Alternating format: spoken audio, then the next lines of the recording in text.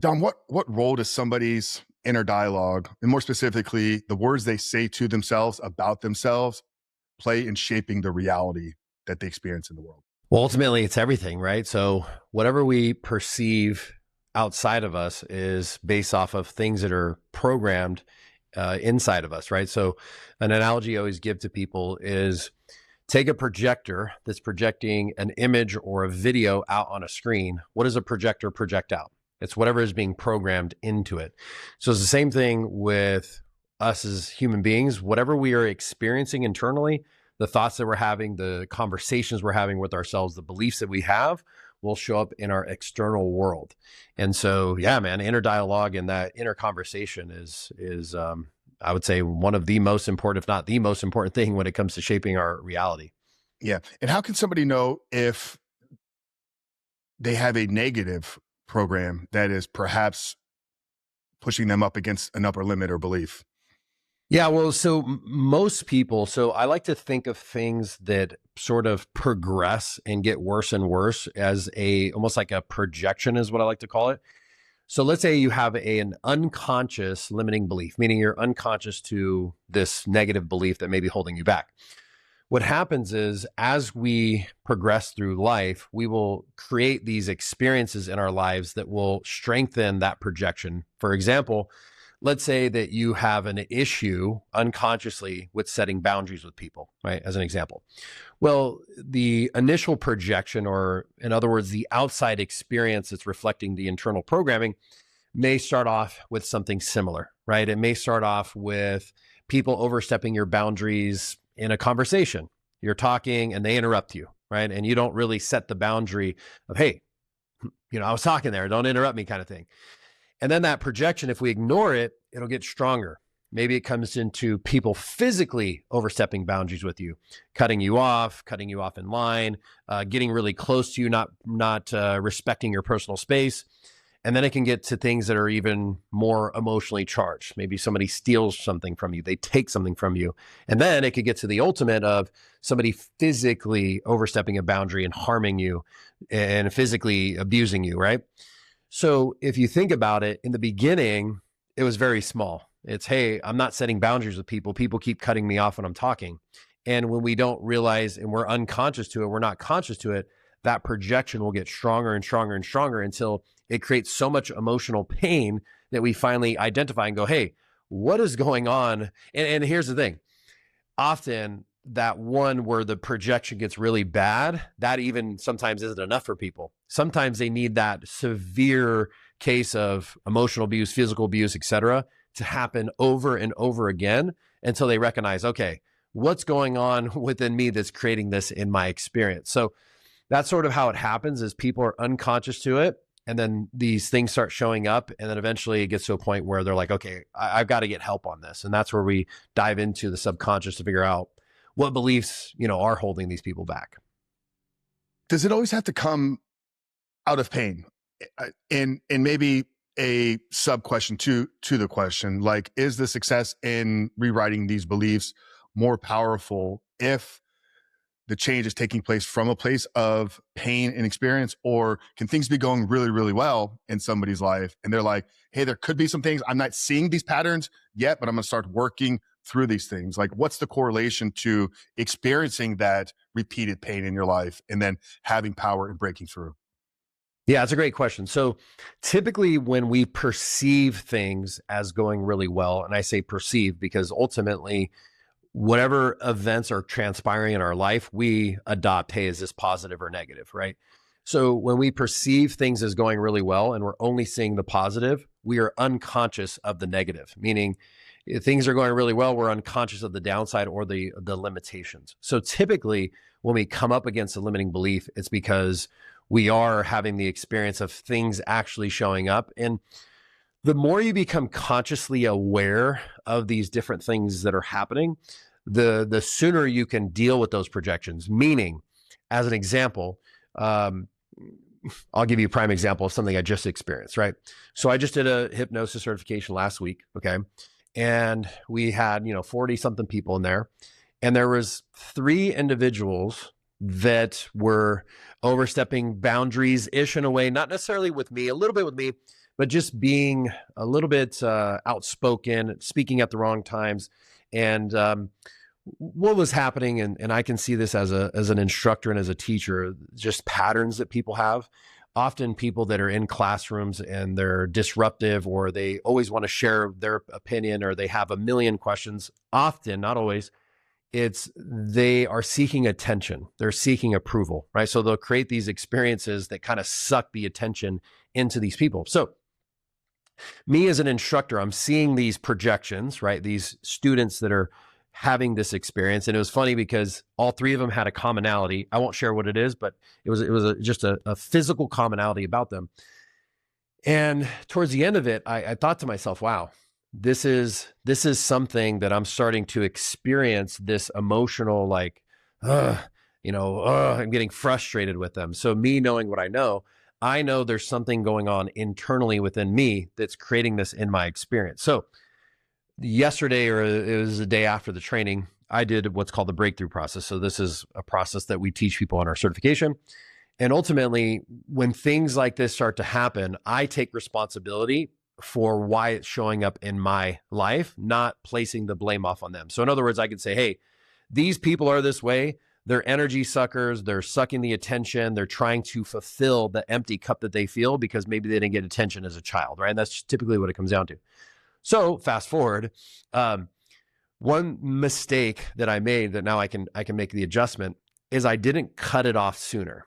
Meaning when they started to be a little bit of a distraction, I should have in that moment said, hey, basically in a constructive way, like stop. But I didn't. I kind of let it go on. So I did this breakthrough process within myself. And what I discovered about myself is that I will sometimes attract people in my life that are these people that need attention. They need energy. They're almost like energy vampires in a way, because in a way it sort of fulfills my need to be this like teacher or savior, or this person that kind of like, hey, this person needs attention. Well, guess what? That's what I do for a living. So it's almost like this cycle of them fulfilling their need and me fulfilling the need of being able to help. So it's almost like a paramedic that needs somebody to be bleeding out to be able to help them.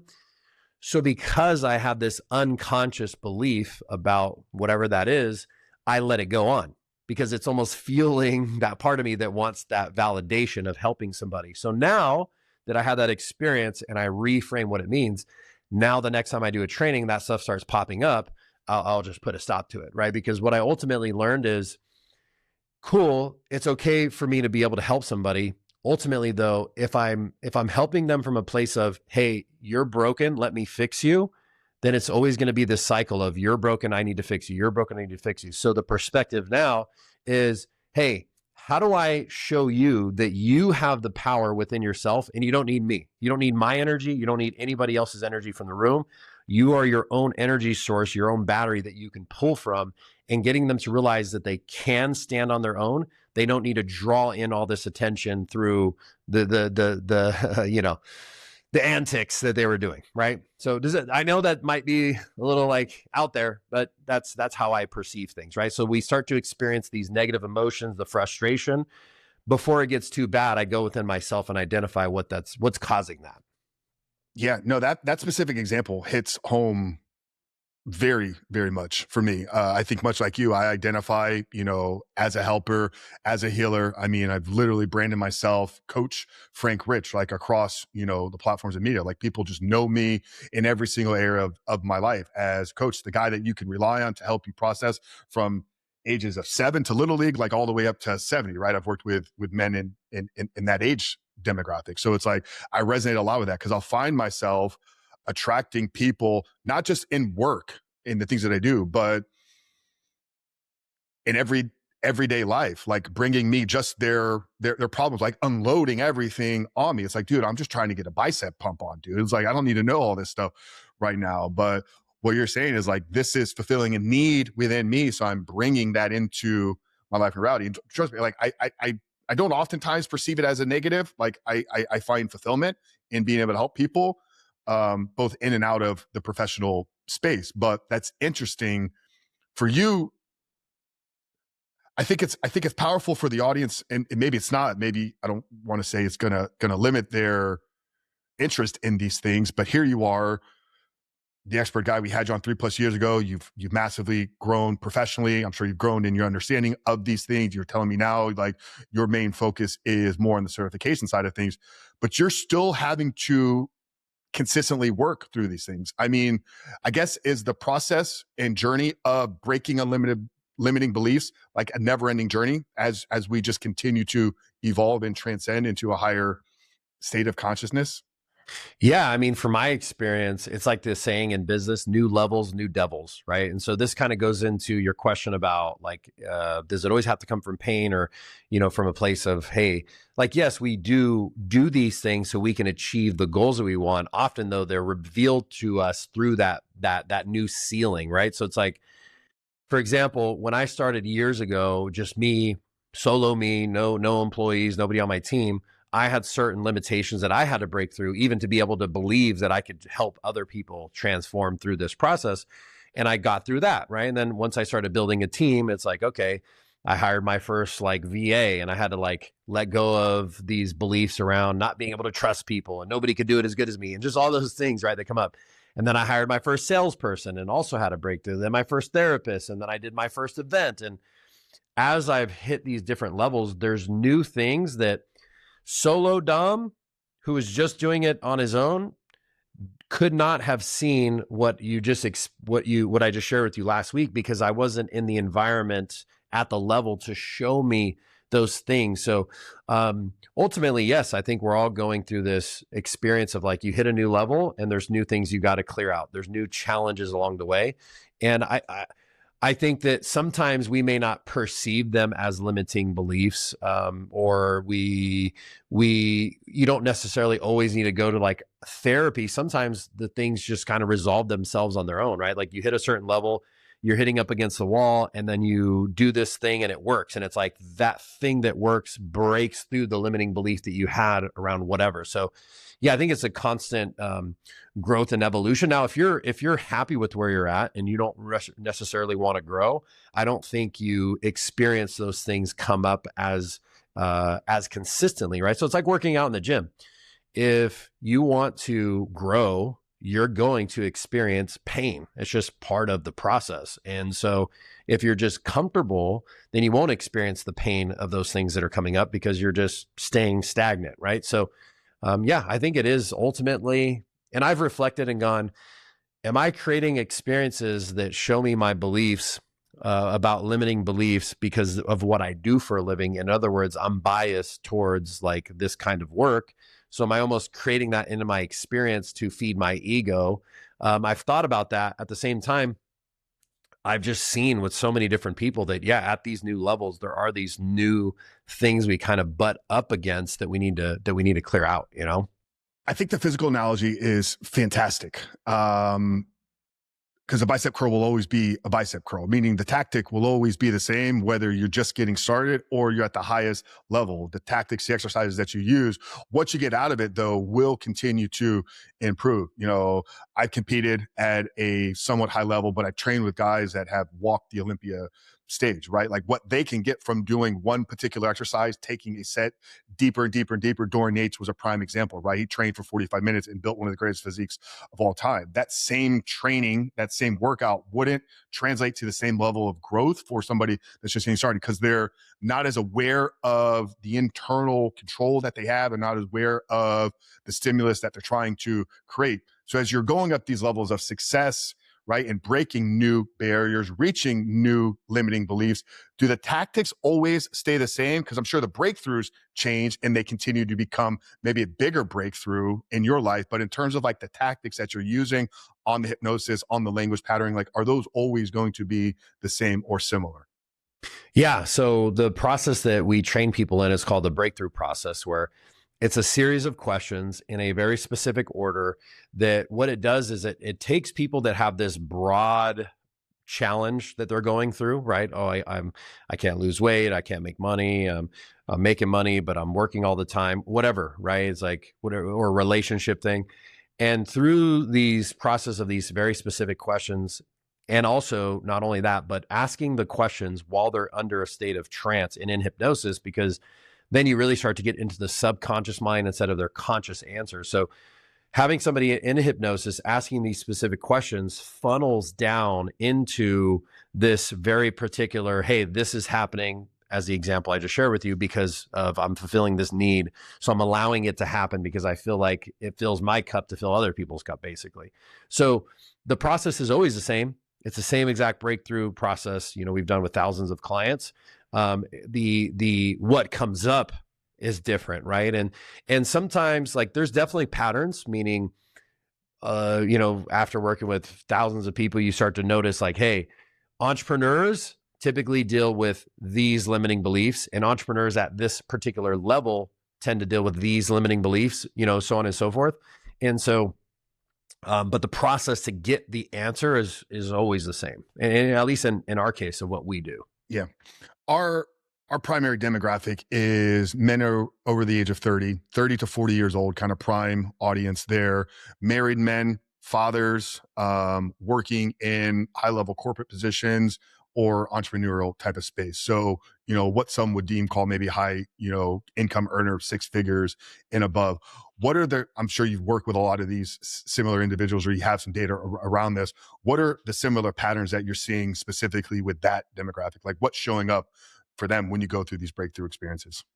So it depends on what level they're at. I'll share with you one that just showed up for me recently. And it's interesting because in this work, often the clients that you're working with are a reflection of something either that I just overcame myself, meaning I'm like, oh man, I just had this experience about XYZ. And then all of a sudden clients start showing up with the same problem. I'm like, hey, guess what? I just went through that. Or sometimes it's a reflection of something that you don't realize you are dealing with internally. So I'll give you an example of something I recently just went through. So, when I first started this, and I've been working hard for my whole life from 18, I'll be 38 this year, essentially like 20 years, right? And so recently in the past, I'd say 6 to 8 months, after putting like certain people in positions and to operate different parts and departments of what I do in our company, I've kind of got to a place where I don't have to work really hard, right? And it's a matter of a handful of hours a day to really keep things, even not only just maintain, but even to grow. It isn't requiring a whole lot of my work because the team is delegated. Now, what's interesting is, although I got to this point, even though things are working and things are flowing, I am constantly, or used to be, I should say, up until recently, maybe a month ago, constantly worried all the time, just worried about people. What's going to happen? What if this person leaves? What if that happens? What if this happens? What if the market changes? What if the marketing doesn't work out? All the what ifs, right?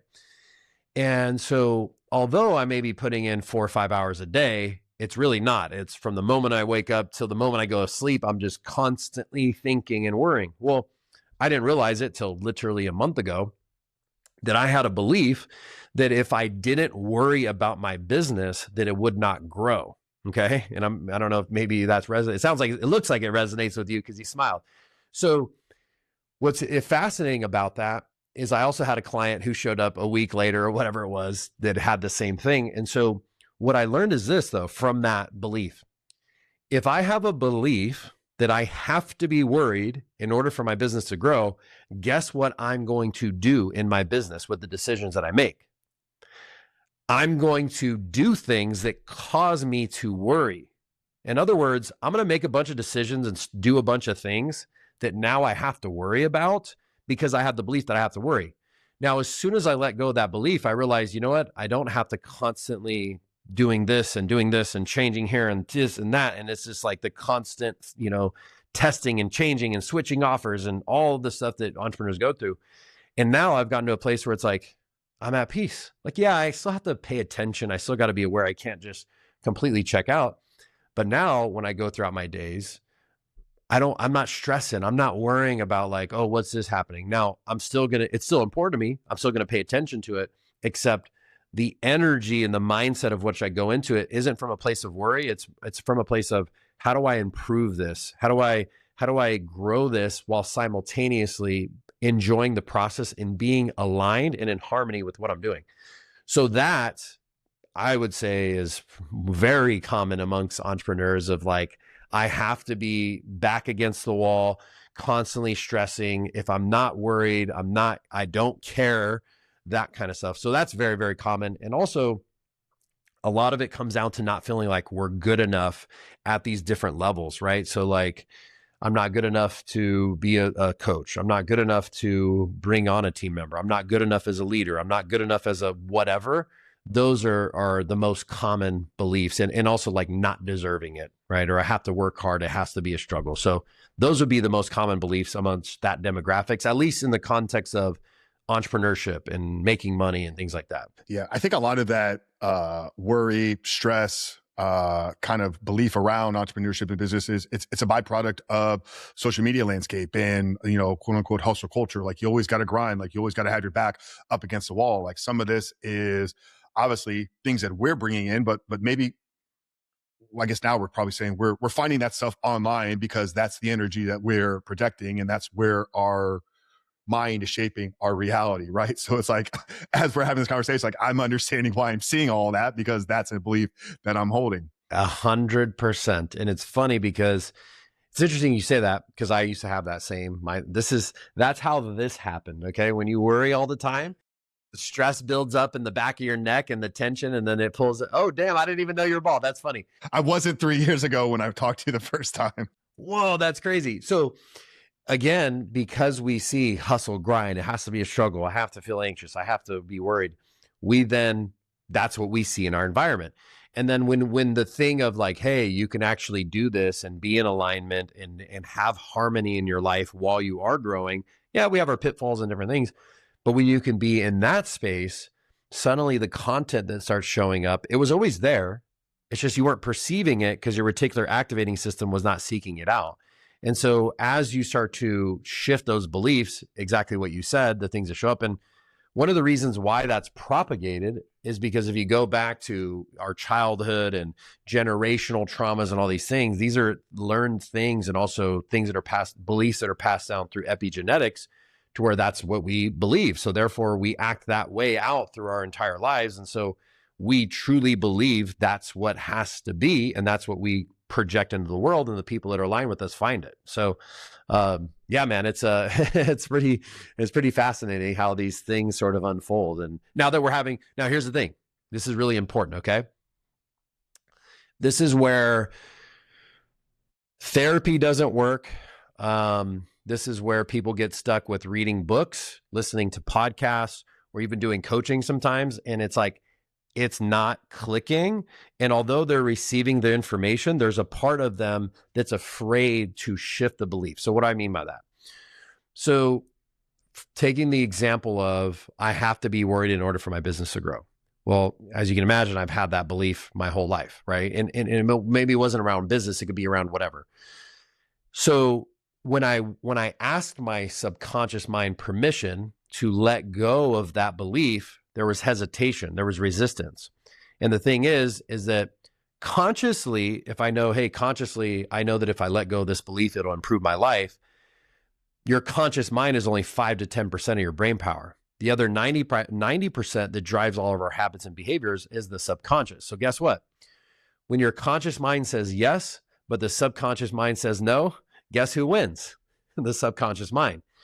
So you can have somebody drill into you, can read books that tell you to do this and think this way, but if the subconscious is not ready to let it go, it won't actually work. So in order for the beliefs to shift, we have to have a conversation with the subconscious mind and get it to be 100% in alignment and agree, yes, you know what? I am ready to let that go. And then and only then will the belief actually shift. And if you don't get that, it'll just keep perpetuating that cycle. So that's the important part, is like, as people are hearing this, they might go, okay, yes.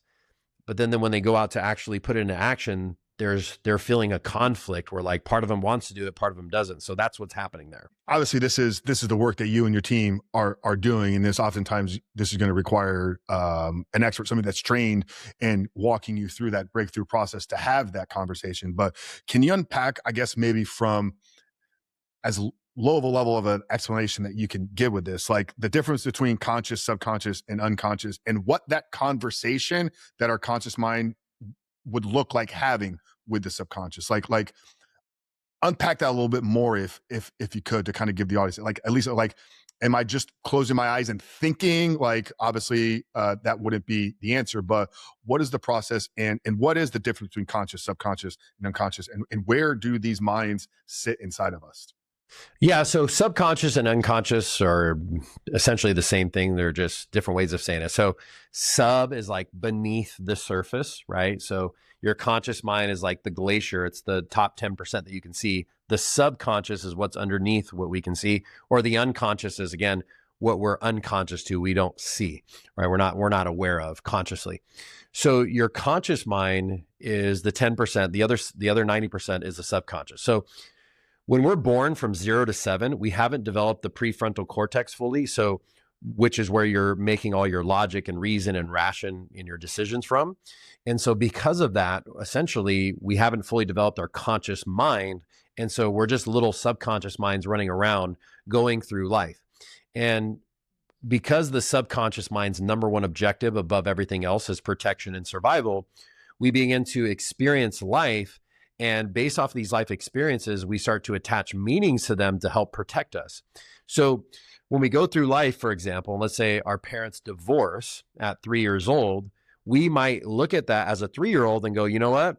My parents got divorced. That means that I'm not good enough. That means that I don't deserve love, because if they really loved me, they would have stayed together. Now that may not have anything to do with the divorce, but because you don't have that logic to kind of decipher and learn the lessons from it, we will start adopting those beliefs, right? Or we see our parents at 5 years old, maybe they go through a bankruptcy, and then we decide, hey, money is bad. Like, look what happens when you go after your dreams. Don't go after your dreams because it ends up in this, right? So as we get older, we start to develop the logical part of our brain where we can start to look at things from a different perspective. So when it comes to the subconscious mind stores all of our long-term memories, all of our beliefs. And not only is it from what we experience from the time we're born to 7 years old, in addition to that, it's also things that are being passed down through the epigenetics of our ancestors, right? So when our mother is pregnant with us, whatever she experiences, that gets passed down to us. Whatever experiences our parents had before we were even born also get passed down and go down the line: parents, grandparents, great-grandparents, et cetera, et cetera. So what happens is, when we're going throughout our day, we're very in our conscious mind, right? We're making decisions, we're taking actions, and we're making things happen. So we very rarely will have a conversation with the subconscious mind. And even if we're in that place of trance where we can do that, people don't know what's happening. People know what's doing. So have you ever laid in bed at night and like you cannot shut your mind off? And you're just thinking of all the stuff you have going on. And then you're sitting there and you're like, you can't go to sleep because your cortisol spiking, your adrenaline spiking. You're like, oh my God, right? All day you were fine. And then as soon as you laid down and you just started to rest, all this stuff started coming up. Well, what's happening there is, during the day, your conscious mind is working and staying busy and making decisions. And then as soon as you relax and you start to slow your brainwave cycles down, now the subconscious mind is opening up to communicate with us. So essentially what's happening is the subconscious will bring up repressed memories to resolve. So in other words, what that means is that when we have a life experience, okay, everything that happens in life is neutral, meaning there's no such thing as a positive experience. There's no such thing as a negative experience. Everything is based off of the perception of the person that's having the experience. So take, for example, hey, there we go. Take, for example, war, right? Is war good or bad? Well, it depends who you ask, right? The people that are making the bombs and they're feeding their family because their job is of the company that makes the firearms, to them, I mean, ultimately it's a good thing, right? Or else their job wouldn't exist. Now, on the opposite end, the people that are, having their homes blown up and all these things, it's a bad thing. So is it good or bad? Well, it's a neutral event that's happening. It's just based off of the experience of whoever is attaching meaning to it. Now, don't get me wrong. Like, I think war and killing people is bad. That's my perspective.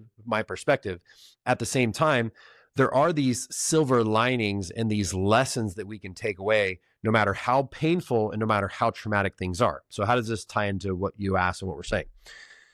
So when we have these experiences, the neutral experiences, and we say, hey, this is bad. My parents got divorced. It's bad because of blank.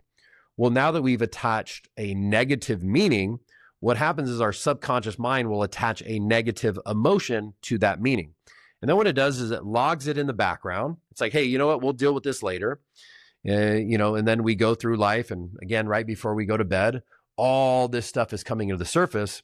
Well, that's all the unresolved stuff that we haven't dealt with. So one of the ways, so you asked about like, how do you have the conversation, right? And what's the actual methodology or the steps? And I'll give you guys something that will at least progress and help you take a step in the right direction.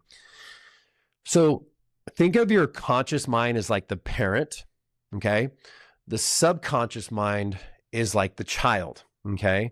Matter of fact, in some belief systems, in like Christianity, for example, there's the Father, the Son, the Holy Spirit, right? So in some belief systems, that actually is a representation of our conscious mind, our subconscious mind, and then our higher conscious mind or our higher self, right? So the Father, meaning the conscious mind, its job is to parent the son or daughter, right? To have that connection and be able to parent the little subconscious mind. So what happens is we go through life. We don't know that there's this relationship and this connection that needs to happen between the conscious and subconscious mind. So guess what? If we don't have that rapport and connection with our subconscious mind, that's like having a child with no parent. So that child is going to run around life and do its own thing. And some of the things it does is great. Some of the things not so great, right? So it depends. So the way that we start to have that connection and we start to work through some of these things that are coming up is when those things start happening, you close your eyes and you consciously start having a conversation, right? And there's different questions you can ask and things like this, which is like, hey, where is this coming from? Why am I feeling this way? And as you start to get the answers, then what you do is you take the lessons and the silver linings from the quote unquote negative experiences that you had. In other words, finding the meaning and the lessons to these unwanted experiences. And then once you begin to do that, what happens is your subconscious mind essentially goes, oh, okay, that happened. That didn't happen because I wasn't good enough or I'm not lovable or whatever. That actually, the fact that my parents got divorced, that actually helped me to step up and be the man of the house. There's actually a lot of silver linings that came from that, right? I stepped up. I became a leader because my mom was with my mom or whatever. And also that allowed me to, now that I have children, make sure that I foster my relationship with my wife, right? So there's all these silver linings. And when you find those silver linings, essentially your subconscious mind goes, okay, perfect. No need to hold on to these negative emotions anymore. And then we resolve it. So when you can, in a short, like simple way, is whatever we experience in life and you start to attach the negative meaning, just ask yourself like, hey, what's good about this? What are the silver linings? What are the lessons? How is this actually helping me moving forward? And when you do that, trauma can instantly disappear. Trauma you've had for 30 years can go away in 5 minutes by just starting that process. So did that answer your question? It answered it very well. And it leads me to kind of a follow-up point with a continuing of this part of the conversation. I have a colleague in this space working with men in the porn addiction recovery, wrote a book called Outgrow Porn. And his entire thesis and philosophy on the book, right, is that it's not a man that is struggling with porn. It's the wounded inner child, right? Kind of speaking to that subconscious, like that kid that's got some bad programming from a young age, latched on to porn. He calls porn a pacifier, right? It's a place that we go when we can't handle the internal stuff, right? Like a lot of our guys are driven, go, go, go, go, go. The minute they try to quiet down or stop for any second, right? It's like too much chaos going on. I think it was a French philosopher, Pascal, that said all of humanity's problems will stem from a man's inability to sit in his quiet thoughts alone. And for some people that shows up late at night, other people it just shows when they just try to get away from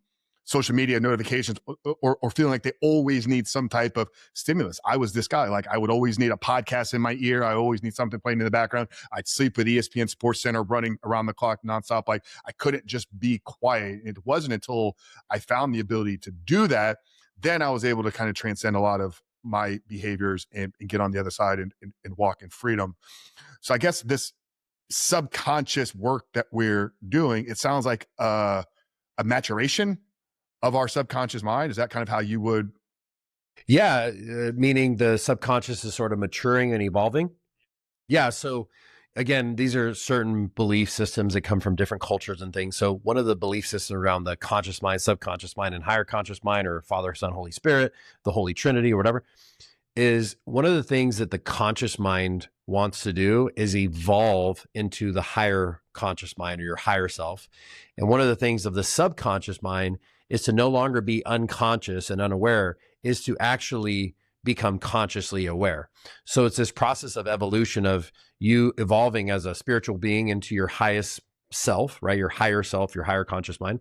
And then your unconscious evolving and maturing, like you said, into this sort of father figure or this parent, and no longer being the child that's just running around with, doing all these things that we all do, right? So that's one of the processes of evolution, is for the subconscious to become conscious. Yeah, and there's a whole field of work, I mean, called inner child healing. I guess would maybe be a subscription to a different type of belief system or worldview, but it's all pointing at many of these same things. Mm-hmm. Yeah, and it's it goes into the inner child healing, and then it also goes into the generational healing, right? Like, I know in Christianity, one of the sayings or texts in the scripture is like, the sins of the father are passed down to the son, something along those lines, It's right? like 2 generations. I think it's actually biblically 2 generations below. The sins of the father will be passed down to the son of the son, or something. That's Got it. Yeah. So what that means, again, according to just different ways of viewing that, is it's the sins. It's also the traumas that are passed down. So like, your parent experiences some type of traumatic event. It's that traumatic event will be passed down to the parent, or sorry, from the grandparent to the parent to the child, right? So part of what we do isn't just inner child work. It's also generational healing, which some people would call like generational curses per se. And I don't perceive them as curses in the sense of like somebody did witchcraft and now your lineage is cursed. I don't think that's what it is. What I think it is a process of breaking those generational traumas that can seem like curses, because like, man, why do I have so much bad luck? It's not some hex that somebody put on you. It's a belief or emotion, a negative emotion that got trapped in that person and then was passed down. And now, because you have a belief of whatever that may be, you're living the experience based off, like, for example, in the training I just did, we had a woman that I did the breakthrough. It's a demonstration of like these questions, right? So I said, hey, does anybody in here have cancer? Yes. Okay. So I don't claim that I can cure cancer. I don't claim that I'm going to work with somebody on their cancer. All I'm going to do is help them to deal with the emotional side of what they're going through, right? Because obviously dealing with cancer can be probably a heavy thing for people, right? So I bring her up. I started asking her these questions. And one thing that came up for her, so she had cervical cancer, very specifically. And so one of the things that came up for her was that she had 3 children already. And because of her traumas and things she experienced through her life, she found herself really blowing up on her kids all the time. And she has this rage and this anger where she just loses it. And then she verbally abuses them or physically abuses them, right? And so what was happening is she wanted to have another child with this new gentleman that she married, but there was so much resistance around having another kid that, again, this is what her own subconscious mind says. So whether it's true or not, who knows, right? I'll tell you, you'll see here in a second. So she's saying, my subconscious mind is creating this cancer to keep me from having kids again, because I don't believe I'm good enough as a mother. I don't think I'm good enough as a parent. So therefore, her body starts creating this to protect her from having another kid, right? So that's sort of the limiting belief, or we would call limiting decision. And then when we go back and we actually dive into the root of why this would happen, what we discovered is that her grandfather, I forget mom or dad's side, her grandfather was given up for adoption, or he was an orphan, or something like this. And the parents that ended up adopting him molested him and sexually assaulted him. So now he starts to believe, okay, that he deserved that he isn't lovable because his parents didn't want him and these people that adopted him abused him. So he, as the grandfather, started to believe I deserve to be abused. Well, guess what? That belief then passed down to her parent, whichever mom or dad, I can't remember. And then after going through this process, we discovered that she had a belief that she deserved to be abused. And unfortunately, when she was 4 years old, her own parents physically or sexually abused her. So what's happening is this trauma that her grandfather experienced got passed down to the parent and then got passed down to her. And now she's living out this quote unquote generational curse, which I don't believe is a curse like somebody hexed you. It's this belief that was installed because of the trauma that he experienced. So now she's living out this life and having, she went on and it was really a heavy story. Now, what's interesting is we cleared that out, right? We go back, we find the root cause, and she explains this whole thing. The very next day, this is kind of TMI, but we're all adults here. Well, hopefully we're all adults listening to this. She had her period for the first time in months, and kind of gross, but she had her period on the chair in the damn training. So like that chair is pretty much, yeah, I know. But it's almost like that's how fast things can change. Now, is it gone? I don't know. She'll have to go to the doctor and see. Will she have another kid? I don't know. We'll see, right? But these are these sort of quote unquote generational curses, which is really just the traumas being passed down from our parents and grandparents, great grandparents, et cetera. Now, was that embodied? Incredible story. I mean, I think it shows the power of all this. Was that belief embodied and coded into her DNA, or was it also, or was it a byproduct of her father's programming, how his language patterns and the way that he spoke to her prior to her becoming conscious? So in those first 7 years, you understand the question? Like, was it literally embodied in her like DNA code, or was it a byproduct of how his language and how he spoke to her in those early years, or both? So the root of it was from the grandfather. So remember, everything that we experience in life is neutral. Now, I believe, obviously, abusing a child is evil and fucking those people should die, right? At the same time, there are lessons that we can take away, and there are quote unquote silver linings that we can have from any experience, right? That, he actually, her grandfather went on to have like 9 kids of his own, from her stories, like from what she heard about him, he was just an amazing man and he built all this success. And, there's no way to really know without having a conversation, but I would imagine that a lot of that came from like, hey, I don't ever want to be like the people that did this to me, so I'm going to be different.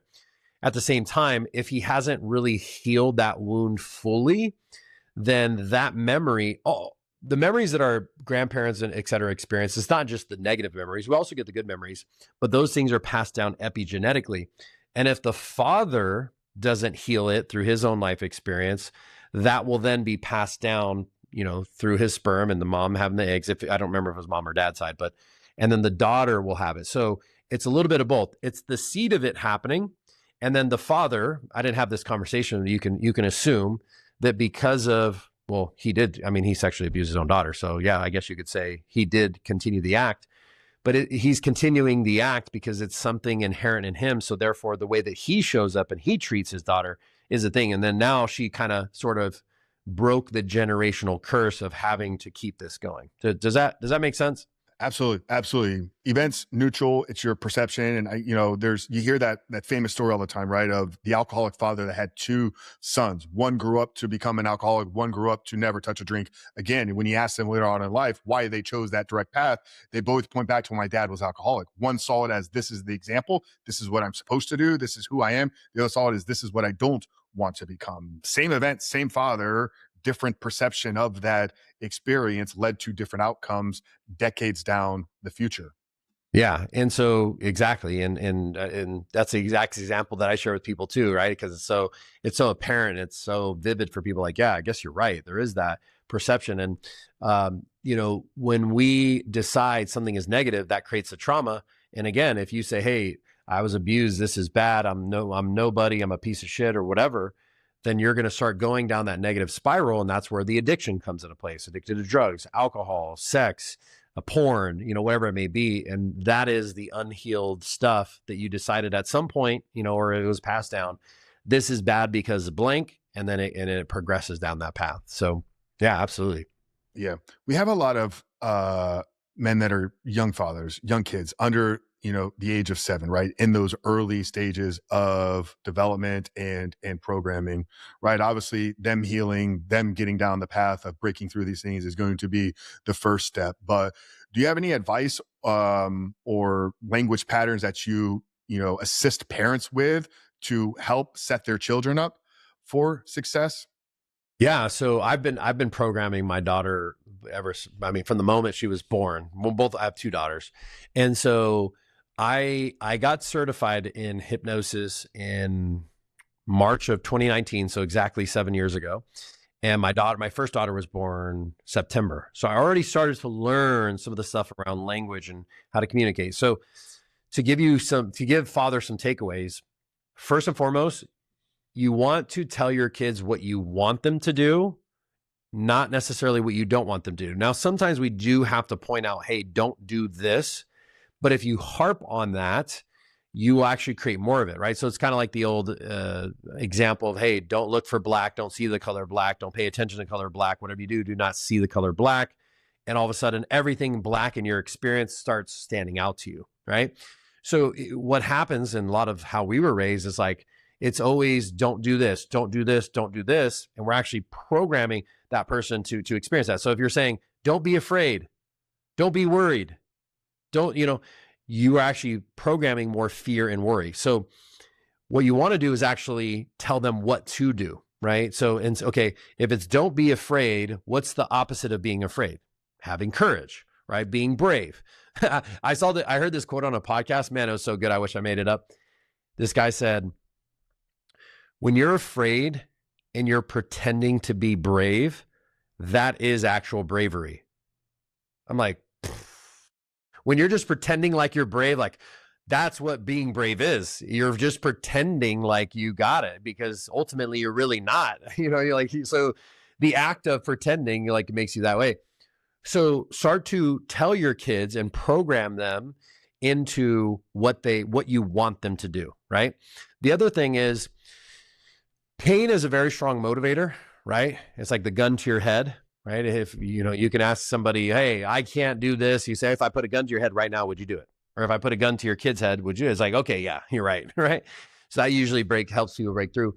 And so pain is a very strong motivator. And a lot of us were driven and motivated by pain growing up from our parents, right?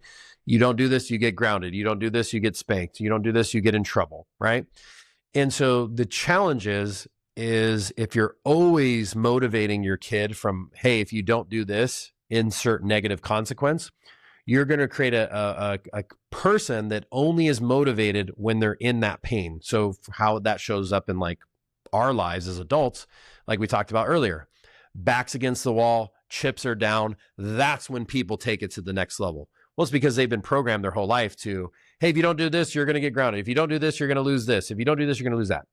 So what you want to do is actually program them with rewards more than pain. Now, I think there are places to do it. And it's like, hey, if I've done enough of the, hey, mama, do you want to go, you want to get ice cream this weekend? Yes. Okay, do your homework. Hey, mama, you want to go get ice cream this weekend? Do your homework. Hey, mama, you want to go get ice cream this weekend? Do your homework. And she's still not doing it. Listen, if you don't do your homework, we're not going to get ice cream this weekend. You see, it's the same outcome, but it's just a different driver. So most of the time when you're programming from the positive place, you'll get, most of the time they will. Those times that they don't, then sometimes you do have to give them that little pain to break them and shift them into that, right? So if you can say what you want them to do instead of what you don't want them to do, and you can give them the carrot instead of the stick, those are like the two most powerful things that I've learned how to do and that I actually do on an everyday basis. Like I'm very conscious of, hey, Am I telling him what I want him to do? And am I coming from a place of motivating her with the carrot? Now, let's say you take, for example, okay, you take two people, they're going to ride these two horses and they're going to go on like 100-mile trek through the desert. Okay. One person is going to motivate their horse with love and care and that proverbial carrot, right? Like the carrot in front of them. And the other guy is going to motivate his horse like a jockey would motivate them, right? So if we start off, this guy will seem like he's going to win the race. He's like, yeah, just kicking him, whipping him, giving him the pain. Well, eventually that can only go for so long, right? And if you do that long enough, eventually the horse is going to die, right? So instead of doing that, if we're playing the long game, okay, you motivate the horse through the carrot, through the love and compassion, and hey, this is where we're going. This is the reward. And every now and again, if you need to, you get into a sticky situation. Yeah, you might need to, whip that horse to get them to go up the hill that they may be afraid to go up, or get them to scoot a little bit faster because there's some coyotes or something. So it's like you always have that in the background. Primarily, though, we want to motivate them to go towards pleasure. So those would be my two. Like, you do that, your kids are going to be freaking awesome. Yeah. I've heard it said this way: you can only be driven or motivated by pain long enough to get you out of pain. If you don't have something that's a more desirable future outcome that you're working towards, that is clear, right? And you can actually see it as an attainable goal, and it's just that pain, you'll just work long enough to get out of that pain. And you'll go right back. It's like when I used to have financial issues, when I was broke and in debt and like credit cards max out, I'm like, boom, tapped in, work 100 days in a row, 12-hour days. As soon as I got like 5 G's, 10 G's in my bank account, I'm like, oh my God, I'm rich. I can relax. And then it's like, go back down into debt, and it's just constant up and down. So when you can see, like what you're saying, a clear vision of what you want instead of what you're running away from, that's how you consistently hit higher and higher levels. Yeah.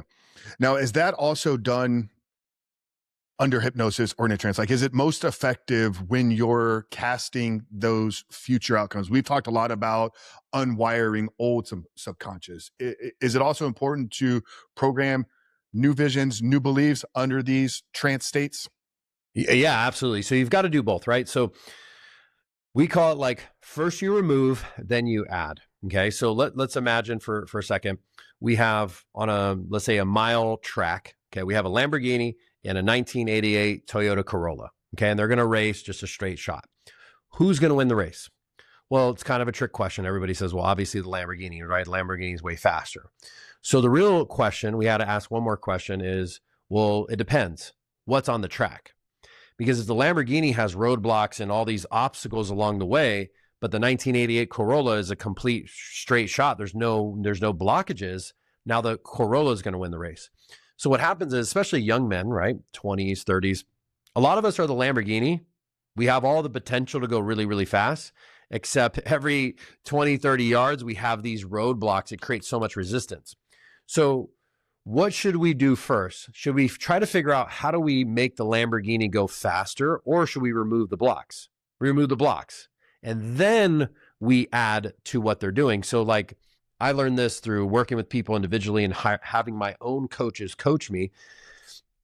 One mistake that a lot of coaches make is they get a new client and they say, hey, okay, you're already a busy entrepreneur. You're working 60 hours a week. Here, I need you to do this other thing that's another 10 hours a week. And they go, dude, I don't even have the capacity. So what should we do instead? What we should do is figure out, okay, what do we need to remove first from your calendar to make space for this new thing?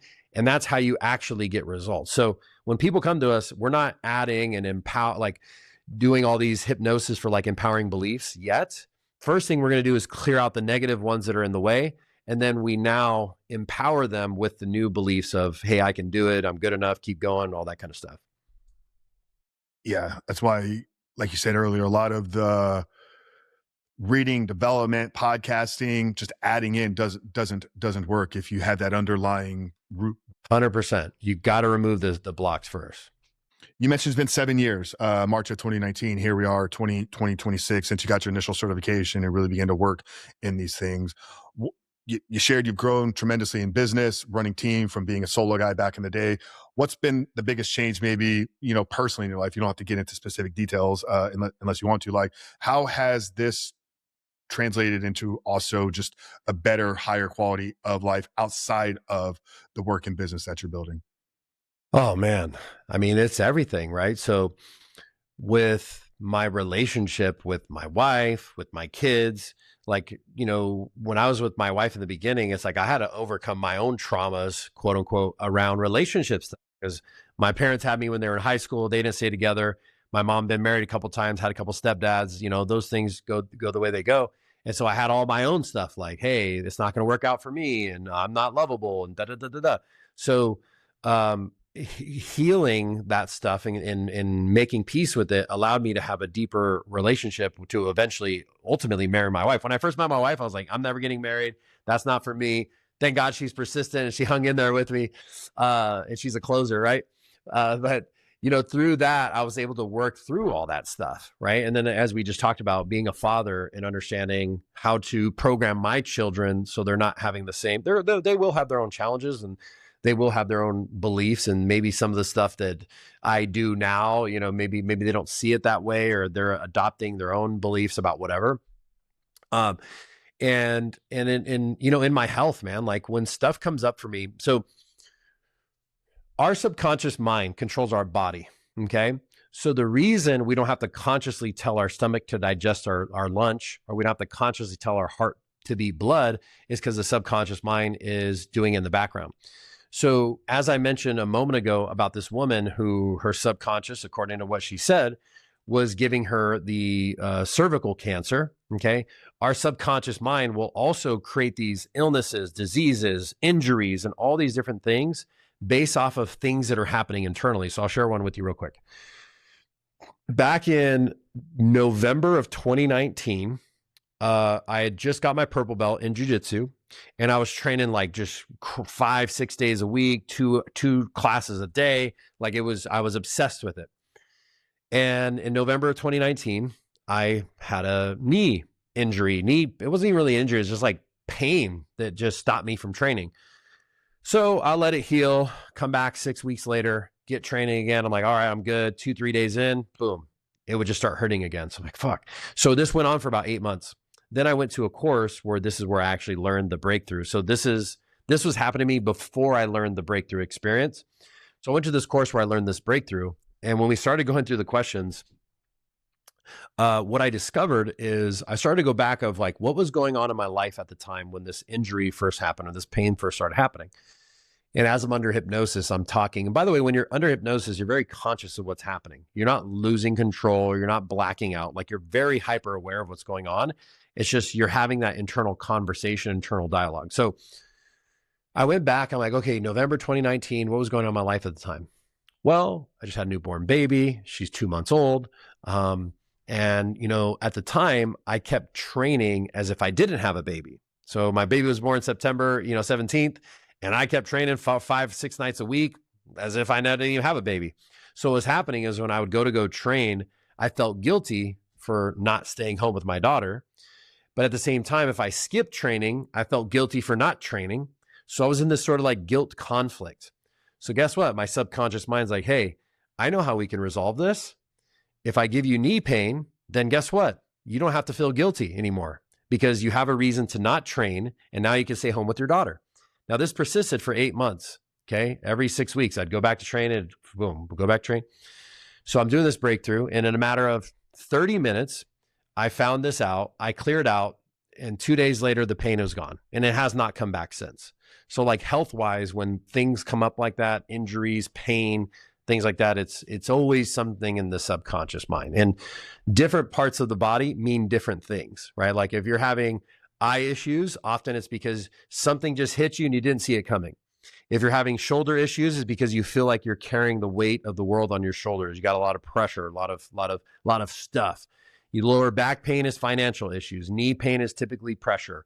There's all these different things where, hey, if this is what's going on, this is what's happening internally. So yeah, it's absolutely helped me in my health and obviously financially and all that stuff. So it's really everything. Yeah, I love it, man. I'm so fascinated just with this entire world. And, like I told you, I think one of the things that inspired me to bring you back on was my own interest in maybe jumping into one of your certifications and getting this training, both to help personal breakthroughs and things that I've seen show up as we've, grown the business and hit limits and slid back and grown and slid back and grown. It's been this constant cycle that I'm sure you resonate a lot with. But I also want to share, all your work with the guys. So, you mentioned these days a lot of your work is centered around training other people in this breakthrough type of experience.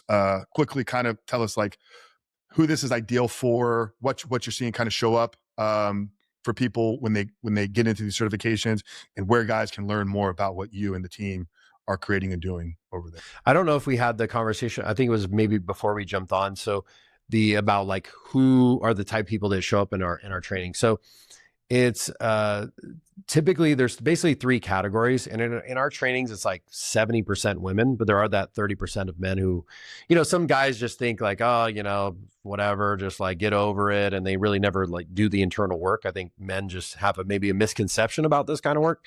But when you can realize that, hey, if this is going to help me make more money or grow my business or get in better shape or be more confident or whatever, like why wouldn't you, right? So there's three categories. First category are typically business owners, entrepreneurs, people that are like you're saying, like that higher level, like A type, go, make it happen. And they're just there for their own personal breakthrough, right? Maybe they're stuck something, like you said, maybe they're having growth and then falling back, growth and then falling back. So that's a very common one. They don't really want to do this for a living per se. They're not really a coach, but they do want their own personal breakthroughs and transformation. Category number two are people that are already in the coaching or healing space. Like I said, I think out of the 42 people we had in our last training, 7 of them were doctors, different doctors for different things, right? MDs, physicians, doctors of acupuncture, oriomental. So people that are already in the space, or we also get a lot of therapists.